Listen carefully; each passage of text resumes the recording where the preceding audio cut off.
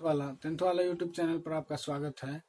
और हम लोग आज चैप्टर 2 हिस्ट्री के चैप्टर 2 का लघु उत्तरीय प्रश्न उत्तर देखेंगे। चैप्टर 2 में हम लोग पढ़ रहे हैं समाजवाद एवं साम्यवाद, उसको देखेंगे आज हम लोग। उसके 3 क्वेश्चन को आज सॉल्व करने की कोशिश करेंगे। इसमें पहला क्वेश्चन है कि रूसी क्रांति के किन्हीं 2 कारणों का वर्णन करें। रूस के अंदर जो क्रांति हुई थी जार निकोलस द्वितीय का शासन छोड़ने के लिए, उसके किसी 2 कारण का वर्णन करना है। उसके किसी 2 कारण का विवरण हमें देना है। देखिए, जार निकोलस द्वितीय के शासन काल में 1917 ईस्वी में क्या हुआ। उस समय जार कहते थे रूस के सम्राट को, यानी रूस का जो राजा होता था उसे जार कहते थे। और उस टाइम में रूस में बहुत ही कड़ा किस्म का, यानी बहुत ही कठिन जो राजनीतिक व्यवस्था था वो लागू था। और रूस का सरकार क्या चाहती थी, देखिए, रूस का निरंकुश शासन था। 1905 में, फिर 1905 में जो लोग सेंट पीटर्सबर्ग की तरफ जा रहे थे वो मार्च करते हुए, उन लोगों पर जार ने गोलियां चलाई थी। और जार निकोलस द्वितीय ने क्या किया था, तरह तरह से लोगों को मतलब प्रेशराइज कर दिया था। जैसे उसमें मजदूरों के दयनीय स्थिति थी। मजदूर जो थे, पहले देख लेते इसको, जार की जो शासन व्यवस्था थी उसमें उसने ये सब काम किया था। उसमें कड़ी शासन व्यवस्था थी। वो सब चीज मतलब चेंज करना चाहता था कि हम रूस के अंदर एक संस्कृति, एक समाज और एक भाषा को थोप दें। मतलब रूस के जनता के ऊपर एक संस्कृति और एक समाज को थोप दे। लेकिन रूस की जनता राजतंत्र नहीं चाहती थी, वो प्रजातंत्र चाहती थी। ये कारण था। दूसरा कारण था कृषकों की दयनीय स्थिति। देखिए, 1961 में क्या हुआ था कि जार के जरिए जार निकोलस द्वितीय ने क्या किया था कि जार निकोलस द्वितीय ने कृषि दास्ता समाप्त कर दिया था। मतलब कृषि का कार्य मतलब जनरली खत्म कर दिया था। फिर भी जो बचे कुछ किसान थे, उन लोगों का जो स्थिति था वो सही नहीं था। उनके खेत वैसे ही छोटे छोटे थे, वैसे ही वो पुराने ढंग से खेती कर रहे थे। उन लोगों के पास मतलब मशीनरी नहीं था, संसाधन की कमी थी, उनके फसलों का अच्छा दाम नहीं मिलता था। तो एक ये वजह थी, ये कृषकों की दयनीय स्थिति। इसके अलावा भी रूसीकरण का जो नीति था वो भी सही नहीं था। मजदूरों की स्थिति दयनीय थी। मजदूरों की स्थिति दयनीय कैसे थी कि वो लोग तो एक काम करते थे जिसका पूरा वेतन उन्हें नहीं मिलता था। उनके साथ दुर्व्यवहार किया जाता था। उनका कोई राजनीतिक सिद्धांत नहीं था, यानी राजनीतिक में उन लोगों का कोई हाथ ही नहीं था। जैसे आज हम लोग के पास किसान नेता हैं, आज हम लोग के पास फार्मर ऑर्गेनाइजेशन है, यानी किसान का एक ऑर्गेनाइजेशन है। लेकिन उस टाइम कोई लेबर का कोई ऑर्गेनाइजेशन नहीं था, किसान का कोई ऑर्गेनाइजेशन था। लेबर लोग अपने मांग के लिए कभी आवाज ही नहीं उठा सकते थे।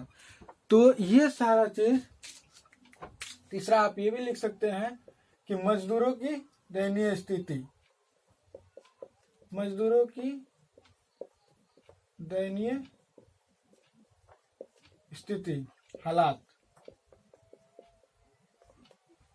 तो ये सारे चीज था जो रूस के अंदर क्रांति का कारण बना। इसके अलावा रूसीकरण का नीति जो हम लोग बता ही चुके हैं। रूसीकरण की नीति भी सही नहीं थी। उद्योगीकरण में समस्या थी। पुराने उद्योग जो थे पूंजीपति वर्ग के लोगों का था, उसमें कहीं उद्योग से मतलब केंद्रित कर दिया गया था। बहुत सारी समस्या था जिसके वजह से रूस की क्रांति जरूरी थी। दूसरा क्वेश्चन हम लोग देखते हैं।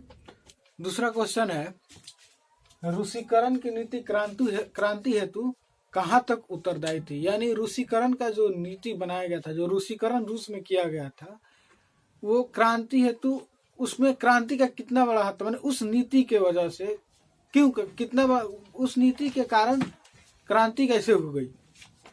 देखिए, रूसीकरण की नीति को समझिए।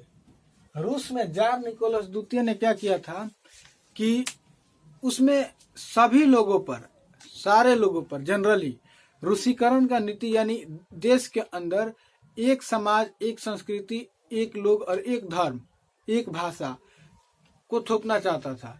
यानी कि वो चाहता था कि हर आदमी एक ही समाज में रहे, मतलब एक समाज में रहे, एक भाषा बोले, एक ही संस्कृति को माने और एक तरह के वातावरण में रहे। लेकिन वहां पे अलग अलग धर्मों के लोग थे और अलग अलग धर्मों के लोग अलग अलग रीति रिवाज, भाषा, समाज वगैरह वगैरह में वो लोग जीते थे। और इसमें अलग अलग लोग थे, जिसमें अलग अलग धर्म के लोग थे, जो सालवा धर्म के लोग थे, उसमें फिन लोग थे, उसमें जर्मन लोग थे, उसमें यहूदी लोग थे। और ये लोग नहीं चाहते थे कि हम अपने रीति रिवाज को छोड़ करके कोई और रीति रिवाज अपनाएं। तो उसमें रूसीकरण की नीति यही था कि हम एक धर्म को, एक संस्कृति को और एक समाज को रूस में लागू करेंगे। और यही वजह हुआ कि सलवा वर्ग अब इस नीति से, रूसीकरण की इस नीति से वहां के अल्पसंख्यक जो थे, जो इनसे जिसमें सलवा वर्ग के लोग था और पोल वर्ग के लोग था, जो पोल वर्ग के लोग था वो अल्पसंख्यक में था। और ये जो लोग अल्पसंख्यक में थे, उन लोगों ने क्या किया, 1863 में 1863 में विद्रोह छेड़ दिया। और यही वजह बना, यही रूसीकरण की नीति वजह बन गई उस वहां पे क्रांति की। तो हम लोग अब तीसरे क्वेश्चन के तरफ बढ़ते हैं। देखिए तीसरा क्वेश्चन है कि साम्यवाद एक नई आर्थिक एवं सामाजिक व्यवस्था थी कैसे। जब रूस की क्रांति खत्म हो गई, यानी रूस की क्रांति खत्म हो गई, तो रूस के अंदर एक नई सामाजिक और आर्थिक व्यवस्था लागू की गई। उस सामाजिक और आर्थिक व्यवस्था में क्या किया गया कि पूंजीपति वर्गों का वर्चस्व खत्म कर दिया गया। पूंजीपति वर्ग का वर्चस्व खत्म कर दिया गया और जो लोग जमींदार थे उनकी जमीनें हड़पनी नहीं गई, बल्कि ये किया गया कि उसको राष्ट्रीयकरण कर दिया गया। यानी वो जमीनें अब जो लोग सत्ता में आए वो राष्ट्र की संपत्ति हो गई। और फिर